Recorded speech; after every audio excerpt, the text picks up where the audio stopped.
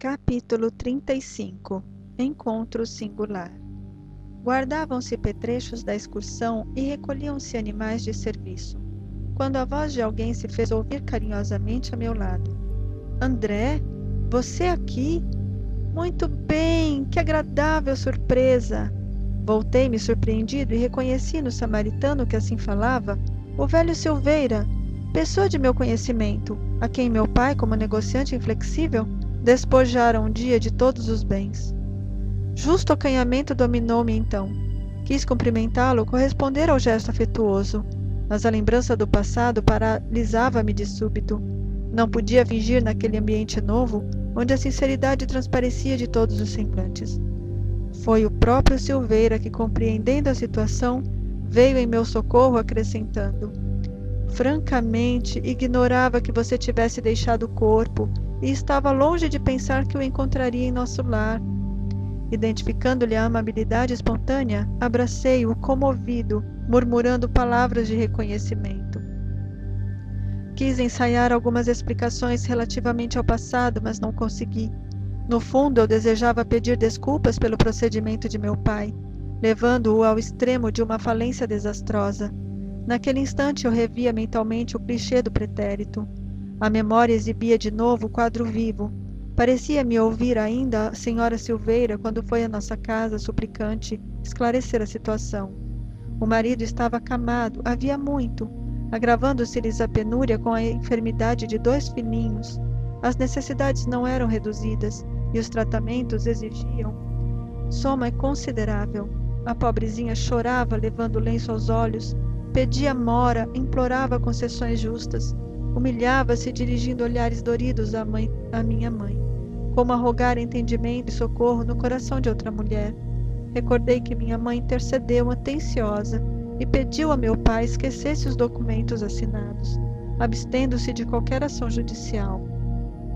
Meu genitor, porém, habituado a transações de vulto e favorecido pela sorte, não podia compreender a condição do retalhista.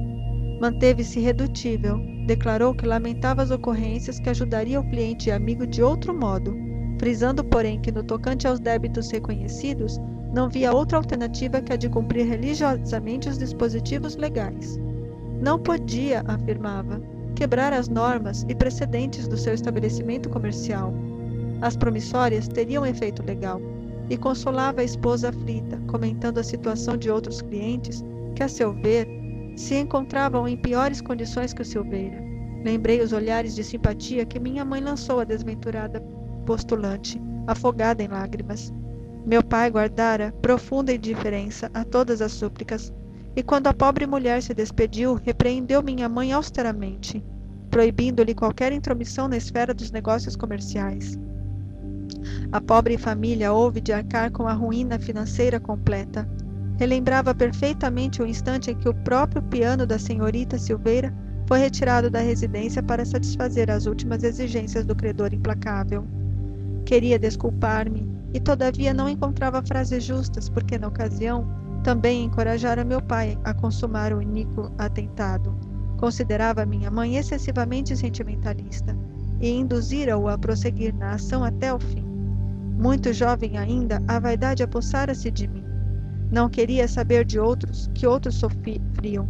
Não conseguia enxergar as necessidades alheias. Via apenas os direitos de minha casa, nada mais. E nesse ponto tinha sido inexorável, inútil qualquer argumentação materna.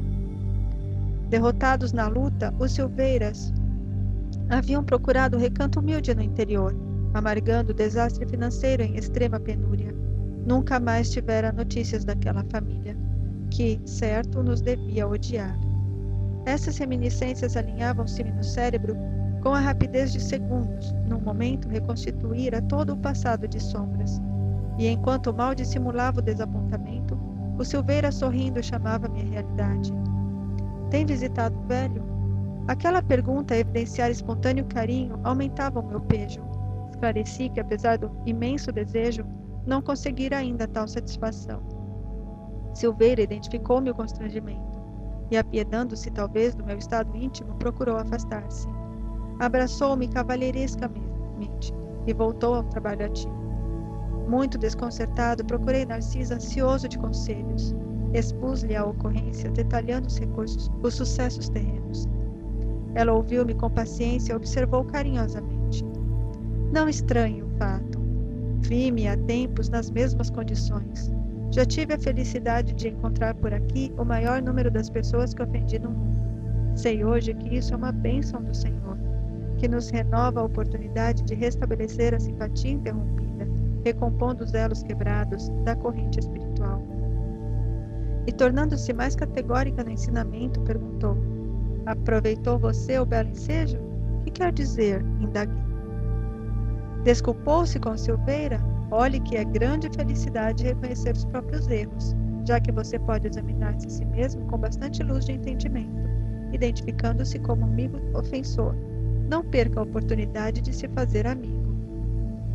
Vá, meu caro, e abrace-o de outra maneira. Aproveite o momento, porque o Silveira é ocupadíssimo e talvez não se ofereça tão cedo outra oportunidade. Notando minha indecisão, Narcisa acrescentou: não tema insucessos. Toda vez que oferecemos raciocínio e sentimento ao bem, Jesus nos concede quanto se faça necessário ao êxito. Tome a iniciativa. Empreender ações dignas, quaisquer que sejam, representa honra legítima para a alma. Recorde o Evangelho e vá buscar o tesouro da reconciliação. Não mais vacilei. Corri ao encontro de Silveira e falei-lhe abertamente, rogando perdoasse a meu pai e a mim as ofensas e os erros cometidos. Você compreende, acentuei. Nós estávamos cegos. Em tal estado, nada conseguíamos vislumbrar, senão o interesse próprio. Quando o dinheiro se alia à vaidade, Silveira, dificilmente pode o homem afastar-se do mau caminho. Silveira, comovidíssimo, não me deixou terminar. Ora, André, quem haverá isento de faltas? Acaso poderia você acreditar que vivi isento de erros? Além disso, seu pai foi meu verdadeiro instrutor. Devemos-lhe, meus filhos e eu, abençoadas lições de esforço pessoal. Sem aquela atitude enérgica que nos subtraiu às possibilidades materiais, que seria de nós no tocante ao progresso do espírito? Renovamos aqui todos os velhos conceitos da vida humana. Nossos adversários não são propriamente inimigos, e sim benfeitores. Não se entregue a lembranças tristes. Trabalhemos com o Senhor, reconhecendo o infinito da vida. E fixando emocionados meus olhos úmidos, afagou-me paternalmente e rematou: não perca tempo com isso. Breve, quero ter a satisfação de visitar seu pai junto de você. Abracei-o então em silêncio, experimentando alegria nova em minha alma. Pareceu-me que num dos escaninhos escuros do coração se me acendera a divina luz para sempre. Capítulo 36. O sonho. Prosseguiram os serviços incessantemente, enfermos exigindo cuidado, perturbados reclamando dedicação. Ao cair da noite já me sentia integrado no mecanismo dos passes, aplicando-os aos necessitados de toda sorte. Pela manhã, regressou Tobias às câmaras e, mais por generosidade que por outro motivo, estimulou-me com palavras animadoras. Muito bem, André, exclamou ele contente. Vou recomendá-lo ao ministro Genésio e pelos serviços iniciais receberá bônus em dobro. Ensaiava palavras de reconhecimento quando a senhora Laura e Lísias chegaram e me abraçaram. Sentimos-nos profundamente satisfeitos, disse a generosa senhora sorrindo. Acompanhei-o em espírito durante a noite, e sua estreia no trabalho é motivo de justa alegria em nosso círculo doméstico. Disputei a satisfação de levar a notícia ao ministro Clarencio, que me recomendou cumprimentasse a você em nome dele. Trocaram observações afetuosas com Tobias e Narcisa. Pediram-me relatório verbal de impressões, e eu não cabia em mim de contente. Minhas alegrias sublimes, porém, reservavam-se para depois. Nada obstante, o convite amável da genitora de Lísias para que voltasse à casa por descansar, Tobias pôs à minha disposição um apartamento de repouso, ao lado das câmaras de retificação, e aconselhou-me algum descanso. De fato, sentia grande necessidade do sono. Narcisa preparou-me o leito com desvelos de irmã. Recolhido ao quarto confortável e espaçoso, orei ao Senhor da vida, agradecendo-lhe a bênção de ter sido útil. A proveitosa fadiga dos que cumprem o dever não me deu ensejo a qualquer vigília desagradável. Daí a instantes, sensações de leveza invadiram minha alma toda, e tive a impressão de ser arrebatado em pequenino barco, rumando a regiões desconhecidas. Para onde me dirigia? Impossível responder. A meu lado, um homem silencioso sustinha o leme, e qual criança que não pode numerar nem definir as belezas do caminho, deixava-me conduzir sem exclamações de qualquer natureza, extasiado embora com as magnificências da paisagem. Parecia-me que a embarcação seguia célere, não obstante os movimentos de ascensão. Decorridos minutos, vi-me à frente de um porto maravilhoso, onde alguém me chamou com especial carinho. André, André! Desembarquei com precipitação verdadeiramente infantil. Reconheceria aquela voz entre milhares. Num momento, abraçava minha mãe, em transbordamentos de júbilo. Fui conduzido então por ela a prodigioso bosque, onde as flores eram dotadas de singular propriedade, a de reter a luz, revelando a festa permanente do perfume e da cor. Tapetes dourados e luminosos estendiam-se dessa maneira, sob as grandes árvores sussurrantes ao vento. Minhas impressões de felicidade e paz eram inexcedíveis. O sonho não era propriamente qual se verifica na terra. Eu sabia perfeitamente que deixara o veículo inferior no apartamento das câmaras de edificação, em nosso lar, e tinha absoluta consciência daquela movimentação em plano diverso. Minhas noções de espaço e tempo eram exatas. A riqueza de emoções, por sua vez, afirmava-se cada vez mais intensa. Após dirigir-me sagrados incentivos espirituais, minha mãe esclareceu bondosamente. Muito roguei a Jesus que me permitisse a sublime satisfação de ter-te a meu lado no teu primeiro dia de serviço útil. Como vês, meu filho, o trabalho é tônico divino para o coração. Numerosos companheiros nossos, após deixarem a terra, demoram em atitudes contraproducentes, aguardando milagres que jamais se verificarão. Reduzem-se desse modo formosas capacidades a simples expressões parasitárias. Alguns se dizem desencorajados pela solidão, outros, como sucedia na terra, declaram-se em desacordo com o meio a que foram chamados para servir ao Senhor. É indispensável, André, converter toda a oportunidade da vida em motivo de atenção a Deus. Nos círculos inferiores, meu filho, prato de sopa ao faminto, o bálsamo ao leproso, o gesto de amor ao desiludido, são serviços divinos que nunca ficarão deslembrados na casa de nosso Pai. Aqui, igualmente, o olhar de compreensão ao culpado, a promessa evangélica aos que vivem no desespero, a esperança ao aflito, constituem bênçãos de trabalho espiritual, que o Senhor observa e registra a nosso favor. A fisionomia de minha genitora estava mais bela que nunca. Seus olhos de Madonna pareciam irradiar luminosidade sublime. Suas mãos transmitiam-me nos gestos de ternura fluidos criadores de energias novas, a par de caridosas emoções. O Evangelho de Jesus, meu André, continuou amorosamente. Lembra-nos que há maior alegria em dar que em receber. Aprendamos a concretizar semelhante princípio no esforço diário a que fomos conduzidos pela nossa própria felicidade. Dá sempre, filho meu. Sobretudo, jamais esqueças dar de ti mesmo, em tolerância construtiva, em amor fraternal e divina compreensão.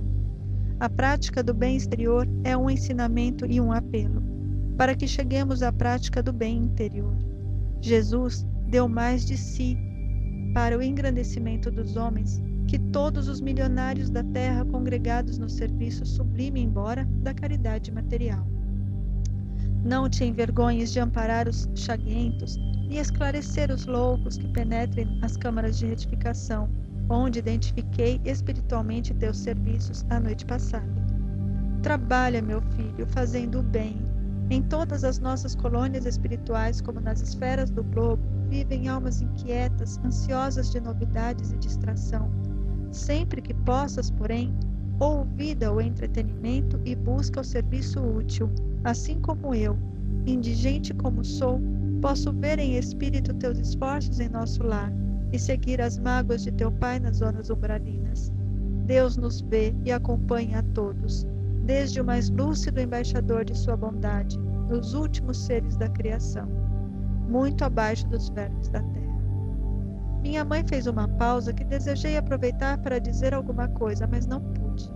Lágrimas de emoção embargavam minha voz. Ela endereçou-me carinhoso olhar, compreendendo a situação, e continuou. Conhecemos aqui, na maioria das colônias espirituais, a remuneração de serviço do bônus hora. Nossa base de compensação une dois fatores essenciais. O bônus representa a possibilidade de receber alguma coisa de nossos irmãos em luta, ou de remunerar alguém que se encontra em nossas realizações. Mas o critério, quanto ao valor da hora, pertence exclusivamente a Deus. Na bonificação exterior pode haver muitos erros de nossa personalidade falível, considerando nossa posição de criaturas em labores de evolução, como acontece na Terra. Mas no concernente ao conteúdo espiritual da hora, há correspondência direta entre o servidor e as forças divinas da criação. É por isso, André, que nossas atividades experimentais no progresso comum, a partir da esfera carnal, sofrem contínuas modificações todos os dias.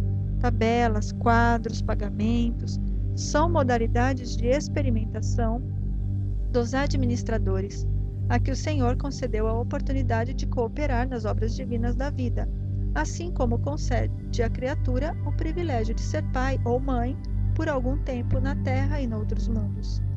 Todo administrador sincero é cioso dos serviços que lhe competem. Todo pai consciente está cheio de amor desvelado. Deus também, meu filho, é administrador vigilante e pai devotadíssimo.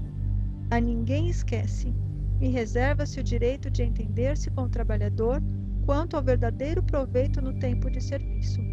Toda compensação exterior afeta a personalidade em experiência, mas todo o valor de tempo interessa a personalidade eterna, aquela que permanecerá sempre em nossos círculos de vida, em marcha para a glória de Deus. É por essa razão que o Altíssimo concede sabedoria ao que gasta tempo em aprender e dá mais vida e mais alegria aos que sabem renunciar. Minha mãe calou-se enquanto eu enxugava os olhos. Foi então que ela me tomou nos braços, acariciando-me desveladamente. Qual o menino que adormece após a lição, perdi a consciência de mim mesmo, para despertar mais tarde nas câmaras de edificação, experimentando vigorosas sensações de alegria. Capítulo 37. A preleção da ministra. No curso de trabalhos do dia imediato, grande era o meu interesse pela conferência da ministra veneranda. Ciente de que necessitaria permissão, entendi-me com Tobias a respeito. Essas aulas, disse ele, são ouvidas somente pelos espíritos sinceramente interessados. Os instrutores aqui não podem perder tempo. Fica você desse modo autorizado a comparecer com os ouvintes que se contam por centenas, entre servidores e abrigados dos ministérios da regeneração e do auxílio. Num gesto afetuoso de estímulo, rematou. Desejo-lhe excelente proveito. Transcorreu o novo dia em serviço ativo. O contato de minha mãe e suas belas observações relativas à prática do bem enchiam-me o espírito de sublime conforto. A princípio, logo após o despertar, aqueles esclarecimentos sobre o bônus hora me haviam suscitado certas interrogações de vulto. Como poderia estar a compensação da hora afeta a Deus? Não era atribuição do administrador espiritual ou humano a contagem do tempo? Tobias, porém, esclarecera minha inteligência faminta de luz.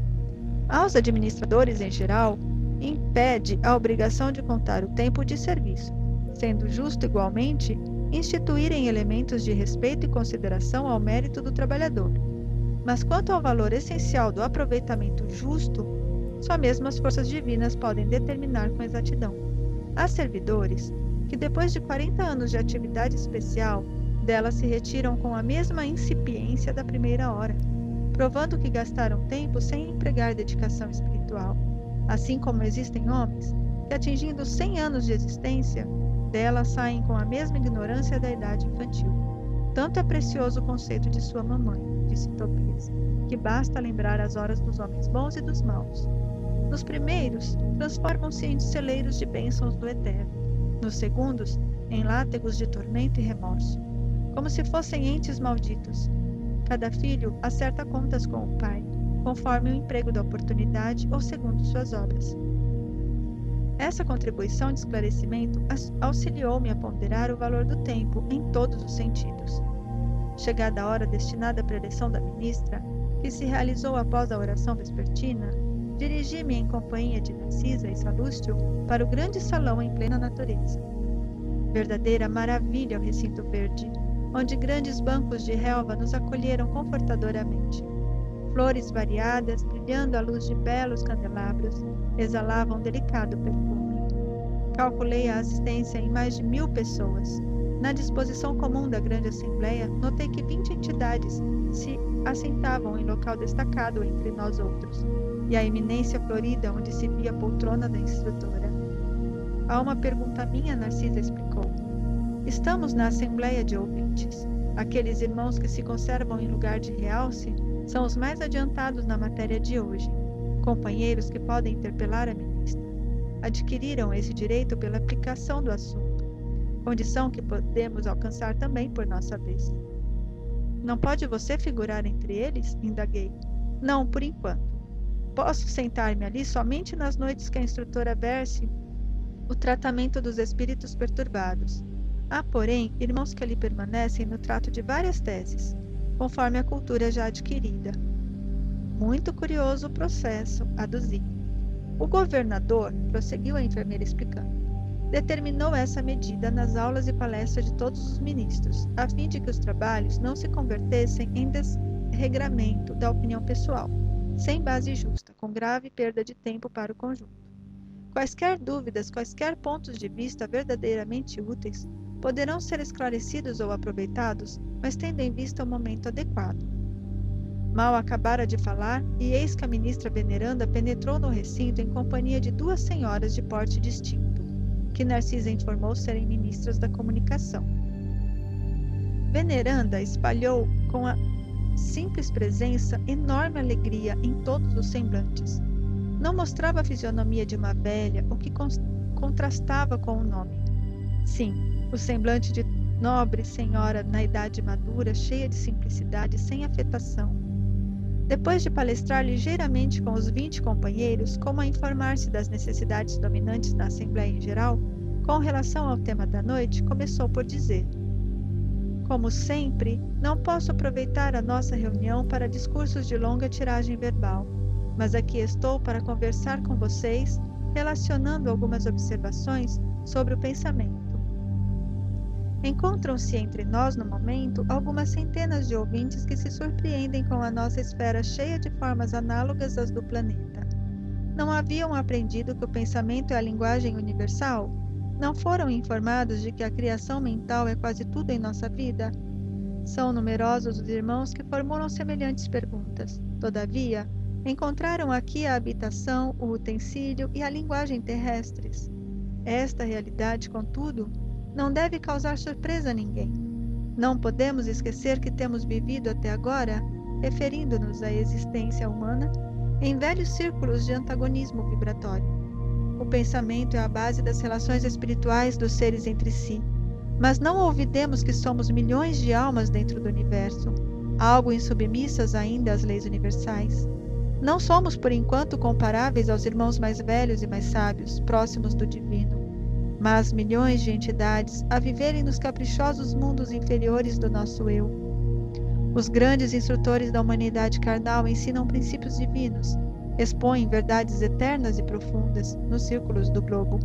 Em geral, porém, nas atividades terrenas, recebemos notícias dessas leis, sem nos submetermos a elas e tomamos conhecimento dessas verdades sem lhes consagrarmos nossas vidas. Será crível que somente por admitir o poder do pensamento ficasse o homem liberto de toda a condição inferior? Impossível. Uma existência secular na carne terrestre representa período demasiadamente curto para aspirarmos à posição de cooperadores essencialmente divinos. Informamo-nos a respeito da força mental no aprendizado mundano, mas esquecemos que toda a nossa alegria nesse particular tem sido empregada por nós, em milênios sucessivos, nas criações mentais destrutivas ou prejudiciais a nós mesmos.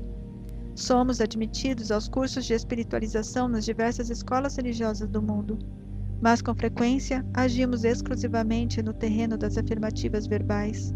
Ninguém, todavia, atenderá ao dever apenas com palavras. Ensina a Bíblia que o próprio Senhor da vida não estacionou no verbo e continuou o trabalho criativo na ação. Todos sabemos que o pensamento é força essencial, mas não admitimos nossa milenária viciação no desvio dessa força. Ora, é coisa sabida que um homem é obrigado a alimentar os próprios filhos. Nas mesmas condições, cada espírito é compelido a manter e nutrir as criações que lhe são peculiares. Uma ideia criminosa produzirá gerações mentais da mesma natureza. Um princípio elevado obedecerá à mesma lei. Recorramos a símbolo mais simples. Após elevar-se às alturas, a água volta purificada, veiculando vigorosos fluidos vitais no orvalho protetor ou na chuva benéfica. Conservemo-la com os detritos da terra e falaemos habitação de micróbios destruidores. O pensamento é força viva em toda a parte. É a atmosfera criadora que envolve o Pai e os filhos, a causa e os efeitos, no lar universal. Nele transformam-se homens em anjos a caminho do céu, ou se fazem gênios diabólicos a caminho do inferno. Aprendem vocês a importância disso.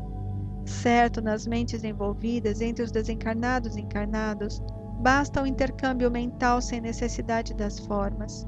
E é justo destacar que o pensamento em si é a base de todas as mensagens silenciosas da ideia, nos maravilhosos planos da intuição, entre os seres de toda espécie. Dentro desse princípio, o espírito que haja vivido exclusivamente em França poderá comunicar-se no Brasil, pensamento a pensamento, prescindindo de forma verbalista especial, que nesse caso será sempre a do receptor. Mas isso também exige a afinidade pura. Não estamos, porém, nas esferas de absoluta pureza mental, onde todas as criaturas têm afinidades entre si. Afinamo-nos uns com os outros em núcleos insulados, e somos compelidos a prosseguir nas construções transitórias da Terra, a fim de regressar aos círculos planetários com maior bagagem evolutiva. Nosso lar, portanto, como cidade espiritual de transição, é uma bênção a nós concedida por acréscimo de misericórdia, para que alguns poucos se preparem à ascensão e para que a maioria volte à Terra em serviços redentores. Compreendamos a grandiosidade das leis do pensamento e submetamo-nas a elas desde hoje. Depois de longa pausa, a ministra sorriu para o auditório e perguntou: quem deseja aproveitar? Logo após, suave música encheu o recinto de cariosas melodias. Veneranda conversou ainda por muito tempo, revelando amor e compreensão, delicadeza e sabedoria. Sem qualquer solenidade nos gestos para evidenciar o término da conversação, findou a palestra com uma pergunta graciosa. Quando vi os companheiros levantarem-se para despedidas, ao som da música habitual, indaguei de Narcisa surpreendido. Que isso? Acabou a reunião? A enfermeira bondosa esclareceu sorridente. A ministra veneranda é sempre assim. Finaliza a conversação em meio do nosso maior interesse. Ela costuma afirmar que as preleções evangélicas começaram com Jesus, mas ninguém pode saber quando e como terminarão. Capítulo 38. O caso Tobias. No terceiro dia de trabalho, alegrou-me Tobias com agradável surpresa. Findo o serviço ao entardecer, de vez que outros se incumbiram da assistência noturna, fui fraternalmente levado à residência dele, onde me aguardavam belos momentos de alegria e aprendizado. Logo de entrada, apresentou-me duas senhoras, uma já idosa e outra bordejando a madureza. Esclareceu que esta era sua esposa, e aquela irmã. Luciana e Hilda, afáveis e delicadas, primaram em gentilezas. Reunidos na formosa biblioteca de Tobias, examinamos volumes maravilhosos na encadernação e no conteúdo espiritual. A senhora Hilda convidou-me a visitar o jardim para que pudesse observar de perto alguns caramanchões de caprichosos formatos. Cada casa em nosso lar parecia especializar-se na cultura de determinadas flores. Em casa de Lísias, as glicínias e os lírios contavam-se por centenas.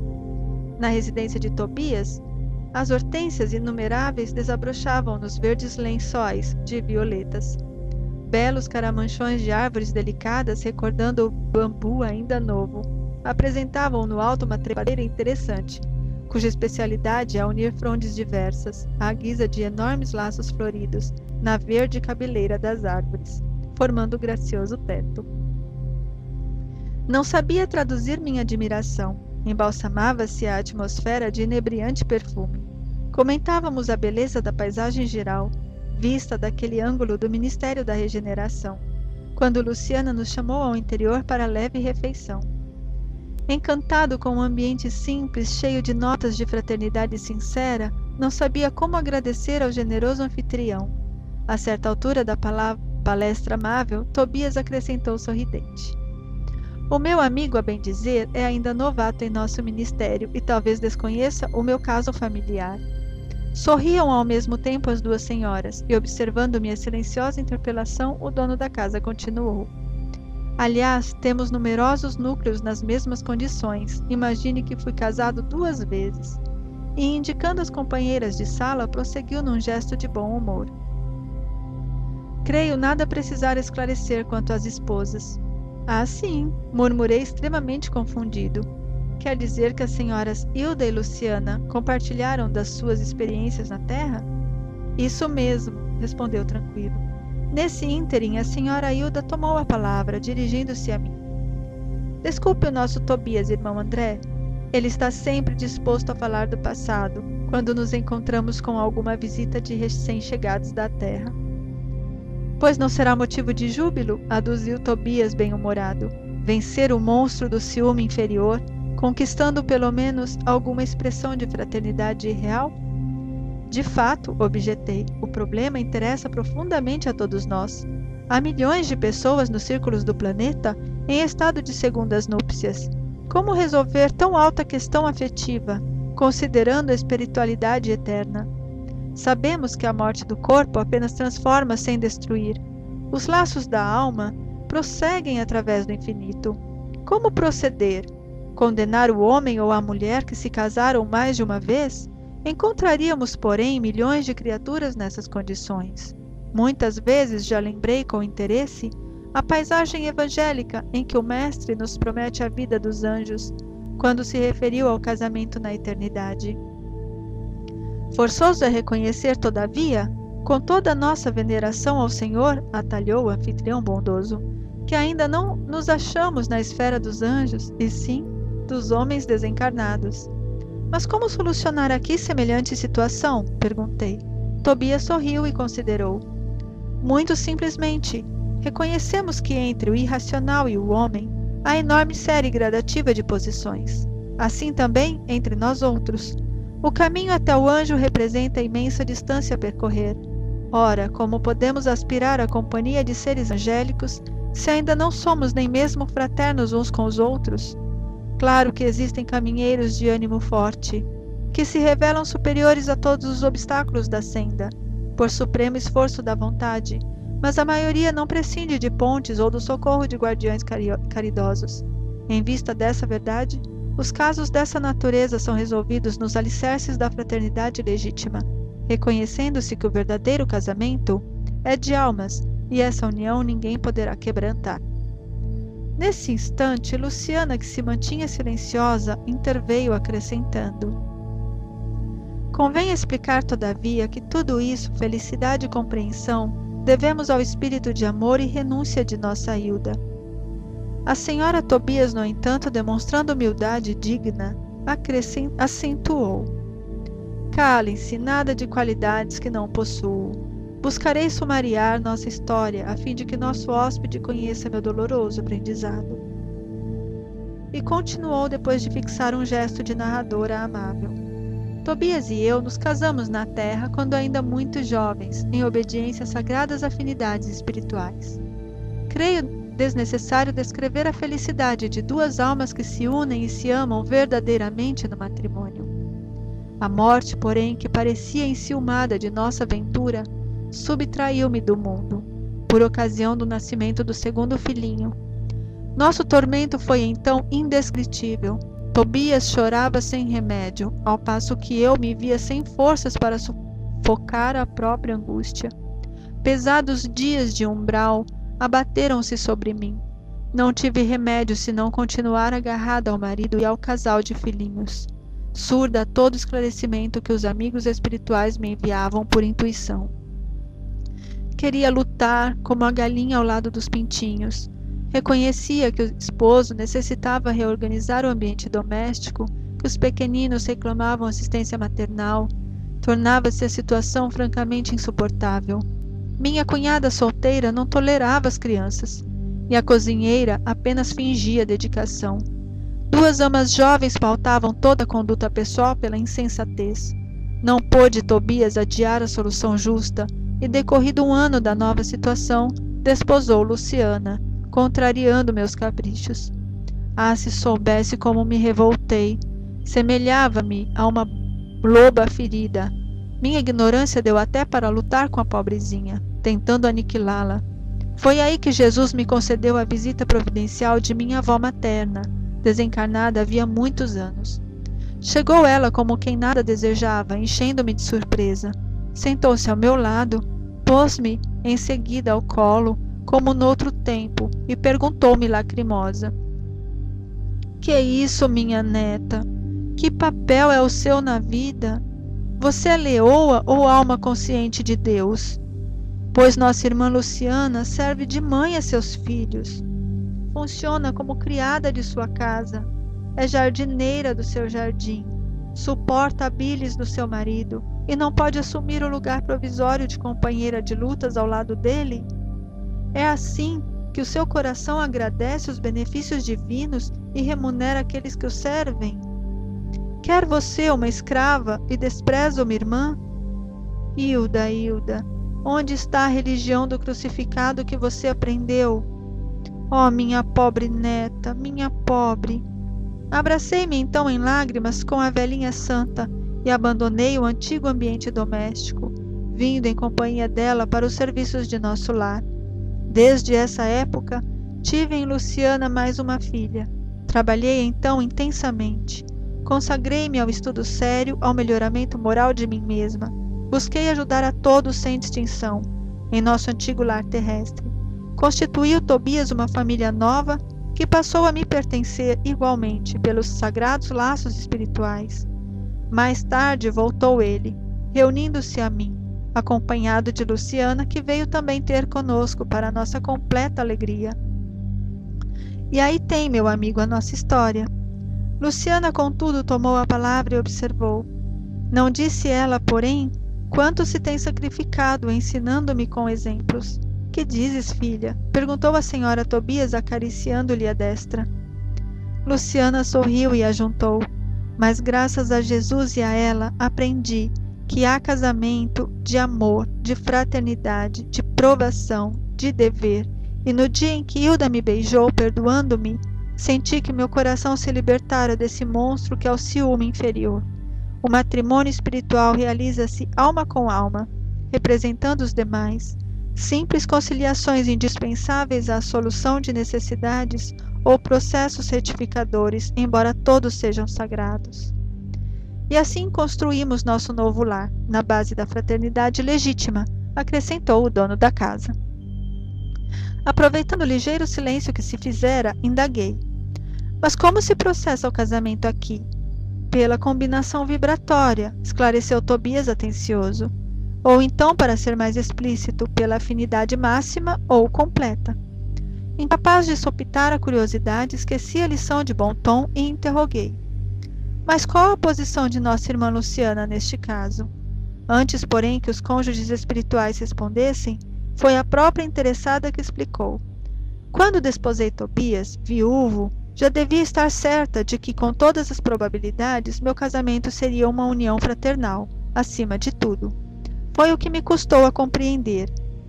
Aliás, é lógico que se os consortes padecem inquietação, desentendimento e tristeza, estão unidos fisicamente, mas não integrados no matrimônio espiritual.